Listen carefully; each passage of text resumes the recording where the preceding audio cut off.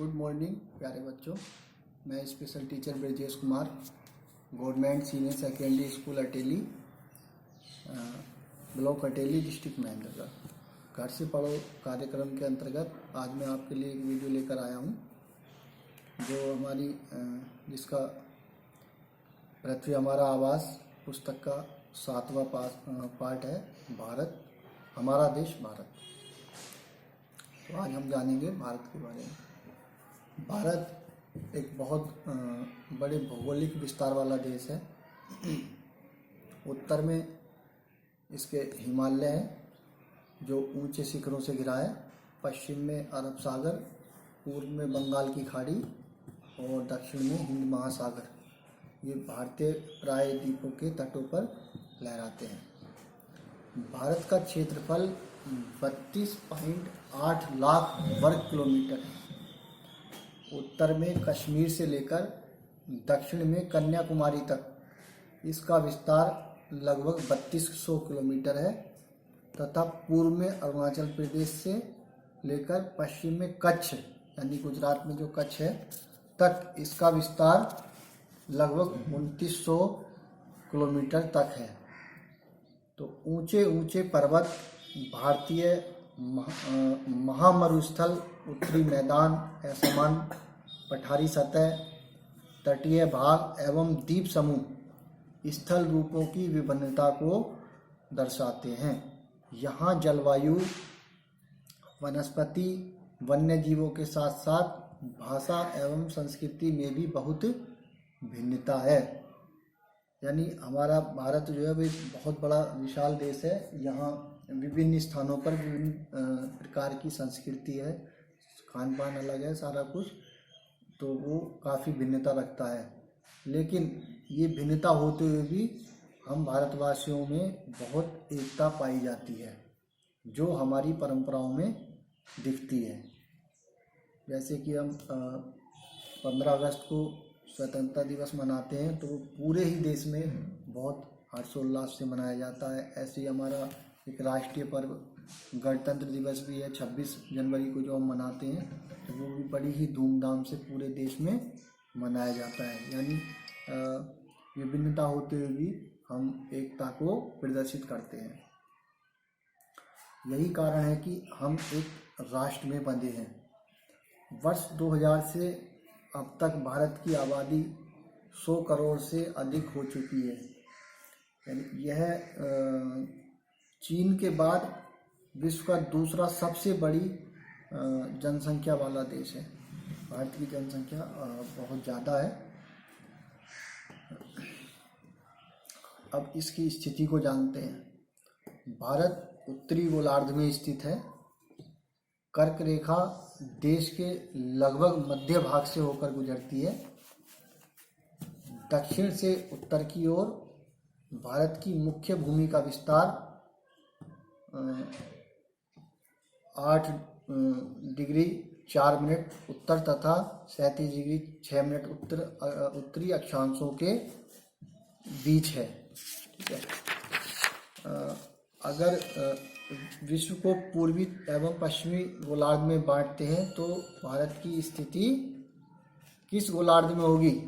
यानी बहुत बड़े देशांतरीय विस्तार लगभग 29 डिग्री के कारण यहाँ के दो छोर पर स्थित स्थानों के स्थानीय समय में बहुत अधिक अंतर हो सकता है।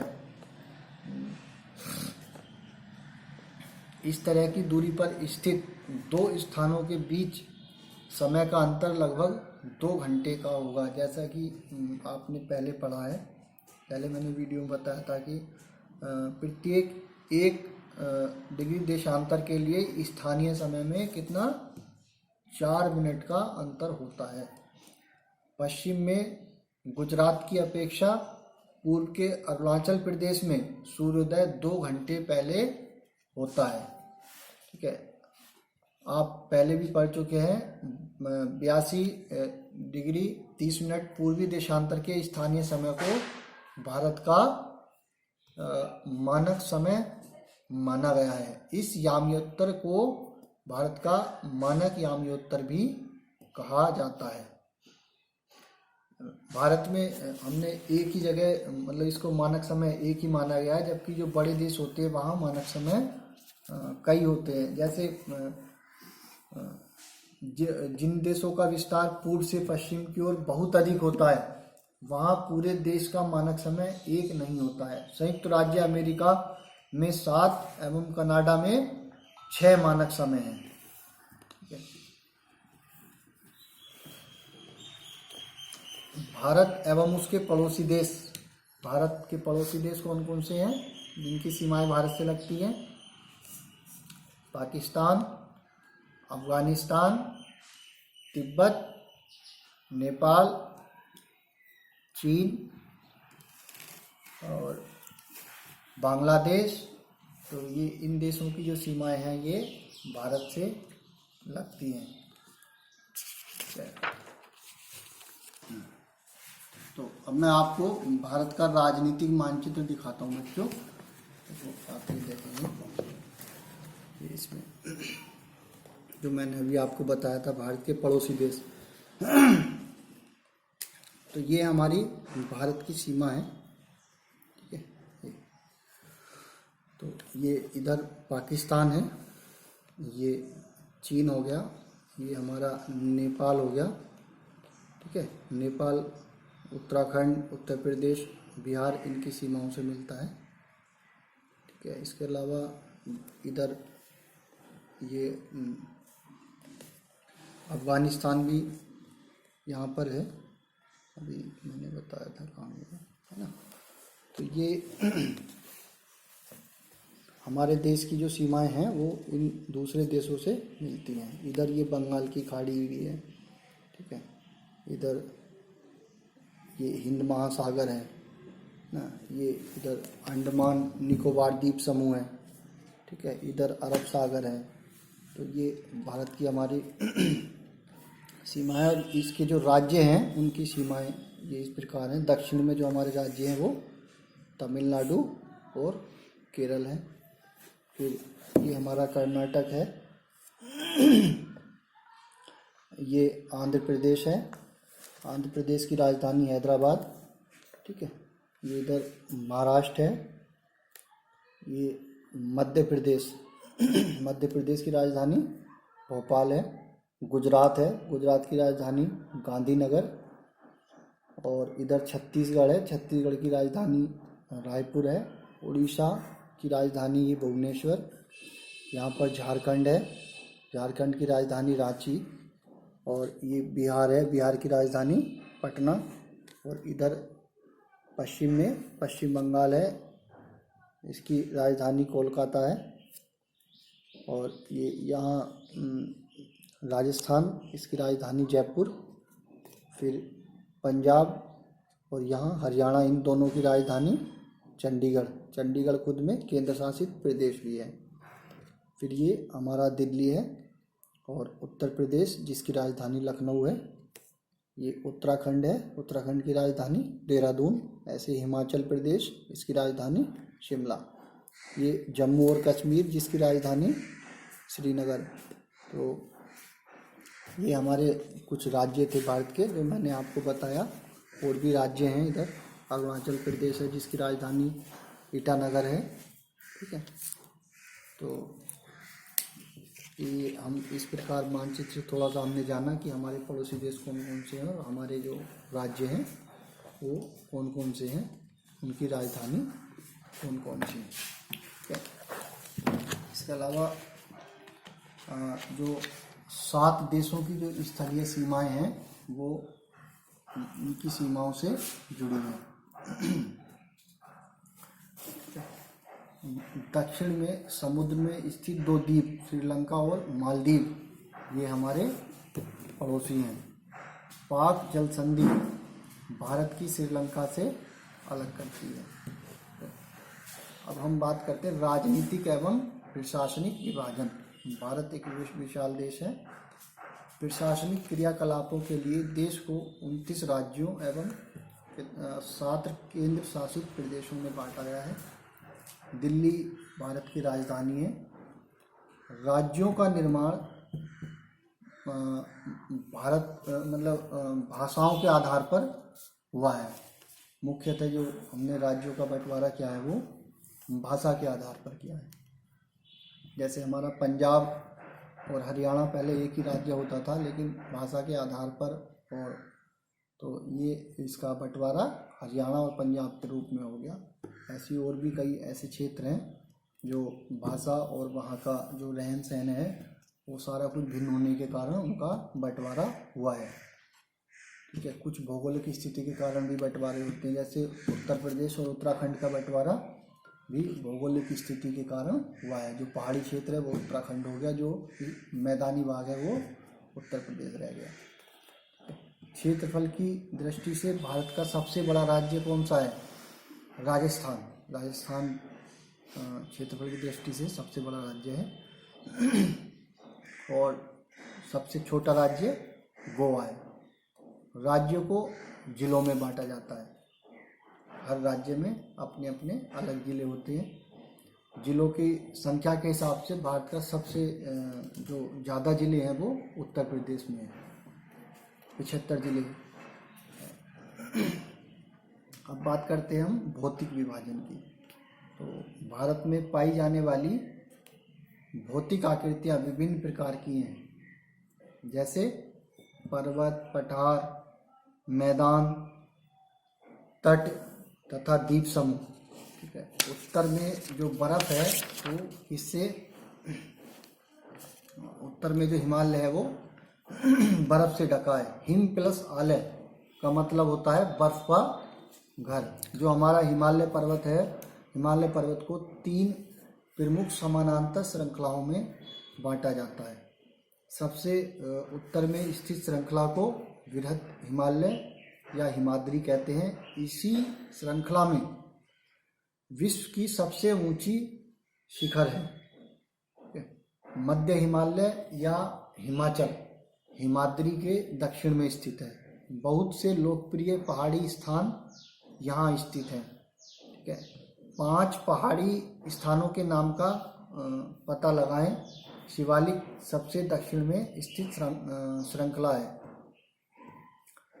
तो 5 पहाड़ी स्थान हैं, उनके नाम बच्चों आप घर पे तैयार करें, याद करें। जैसे हमारे 5 प्रमुख पहाड़ी स्थान मैं आपको बता देता हूँ जो याद रखने योग्य हैं। सबसे पहले जहाँ पर्यटक जाते हैं उनको हम आसानी से याद रखते हैं। जैसे उत्तर भारत में यदि हम देखें तो हमारा नैनीताल, देहरादून, मसूरी, ठीक है, ये सब पहाड़ी स्थान हैं घूमने के, या मनाली, शिमला, कुल्लू। हिमालय के दक्षिण में भारत का उत्तरी मैदान स्थित है। ये मैदान समतल तथा सपाट है। ठीक है, ये मैदान सिंधु, गंगा, ब्रह्मपुत्र तथा इनकी सहायक नदियों के द्वारा लाए गए जलोढ़ निक्षेपों से बने हैं। ठीक है, नदियों के ये मैदान कृषि के लिए उपजाऊ भूमि प्रदान करते। यही कारण है कि इन मैदानों में जनसंख्या बहुत अधिक है, क्योंकि यहाँ पर रहने योग्य स्थान है। परिवहन के साधन या उनके यातायात का निर्माण हम आसानी से कर लेते हैं। इसके अलावा यहाँ मकान बनाना आसान होता है, और वैसे भी यहाँ पर जो हमारी प्राकृतिक आपदाएं हैं वो भी लगभग कम आती हैं अन्य क्षेत्रों की अपेक्षा। इसलिए यहाँ पर लोग ज़्यादा निवास करते हैं, क्योंकि आय के साधन भी अधिक आसानी से उपलब्ध हो जाते हैं। अभी मैंने बात की जलोढ़ निक्षेप। जलोढ़ निक्षेप क्या होता है? जलोढ़ निक्षेप नदियों के द्वारा लाई गई बहुत महीन मिट्टी, महीन मतलब बारीक मिट्टी होती है, तथा नदी बेसिन में निक्षेपित कर दी जाती है। और जैसे सहायक नदियाँ हम किसको कहते हैं? सहायक नदियाँ वो होती हैं जो एक नदी जो कि मुख्य नदी में किसी भी तरफ से आकर मिलती है एवं अपने जल को मुख्य नदी में विसर्जित करती है, तो वो सहायक नदी होती है। यानी कि कोई मुख्य नदी है, जैसे हम बात करते हैं गंगा नदी। गंगा नदी में यदि कोई भी नदी दूसरी आकर के मिलती है तो वो सहायक नदी कहलाएगी, और वो उसमें विलय हो जाता है गंगा में। फिर वो गंगा मानी जाती है, यानी वो उसकी पहचान फिर अपनी वहाँ समाप्त हो जाती है जब वो उसमें मिल जाती है। तो भारत का जो पश्चिमी भाग है उसमें भारतीय मरुस्थल है। यह शुष्क, गर्म तथा रेतीला स्थल होता है। यहाँ वनस्पति की मात्रा बहुत कम होती है। ठीक है। उत्तरी मैदानों के दक्षिण में प्रायद्वीपीय पठार स्थित हैं। इनकी आकृति त्रिभुजाकार है और इनका धरातल भी बहुत ऊंचा नीचा है। ठीक है। उत्तर पश्चिम में अरावली पर्वत श्रृंखला है जो विश्व की सबसे पुरानी श्रृंखला है। विंध्य एवं सतपुड़ा भी महत्वपूर्ण श्रृंखलाएं हैं। इन श्रृंखलाओं से होकर नर्मदा तथा तापी नदियां बहती हैं। ठीक है। पश्चिमी घाट के पश्चिम में तथा पूर्वी घाट के पूर्व में तटीय मैदान स्थित हैं। पश्चिम तटीय मैदान काफ़ी संकरे हैं, पूर्वी तटीय मैदान अपेक्षाकृत चौड़े हैं। ठीक है। वहाँ पूर्व की ओर बहने वाली कई नदियाँ हैं। महानदी, गोदावरी, कृष्णा तथा कावेरी बंगाल की खाड़ी में गिरती हैं। ये नदियाँ अपने मुहाने पर एक उपजाऊ डेल्टा का निर्माण करती हैं। बंगाल की खाड़ी में गंगा एवं ब्रह्मपुत्र नदियों के मुहाने पर सुंदरबन डेल्टा स्थित है। तो आज हमने हमारा देश भारत, इसके बारे में जाना कि इसके कौन कौन सी पड़ोसी देश हैं, कहाँ पर कौन कौन सी नदियाँ हैं, पर्वत हैं, पठार हैं, या और भी कई चीज़ें जिनके बारे में हमने आज जाना। तो मैं आशा करता हूँ आप घर पर इसको ढंग से याद करेंगे और तैयारी करेंगे। तो घर पर रहें, सुरक्षित रहें। धन्यवाद।